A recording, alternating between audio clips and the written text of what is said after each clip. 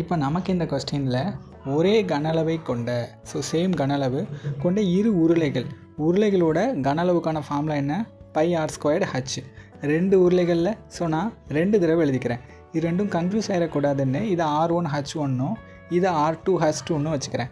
ரெண்டும் ஒரே கன அளவுன்னு கொடுத்துருக்காங்கல்ல, சீக்வல்ட்டு நடுவில் போட்டுக்கிட்டேன். இப்போ அவற்றின் ஆரங்களின் விகிதம் கேட்டிருக்காங்க, அதாவது r1/r2 என்னன்னு கண்டுபிடிக்கணும். நம்ம கொஸ்டினில் h1 h2 கொடுத்துருக்காங்க, ஏன்னா உயரங்களின் விகிதங்கள்னு கொடுத்துருக்காங்க பார்த்தீங்களா. இந்த h1க்கு பதிலாக அந்த 2ஐயும் இந்த h2க்கு பதிலாக நான் என்ன பண்ணுறேன், அந்த 3ஐயும் சப்ஸ்டியூட் பண்ணியாச்சு. இப்போ இந்த பையும் கட் ஆயிரும். அப்போ r1² 2 = r2² 3. இப்போ இந்த r2 இந்த சைடு கொண்டு வரேன். அப்போ r1² / r2, இந்த 2 அந்த சைடு கொண்டு போயிடுறேன். 3/2. எனக்கு இந்த ஸ்கொயர் தேவையில்லை, அதுக்கு நான் என்ன பண்ண போகிறேன், அந்த சைடு ரூட் எடுக்கணும். அப்போ r1/r2 = √3/√2. எனக்கு ஆரங்களோட விகிதங்கள் தெரிஞ்சிருச்சு. எனது √3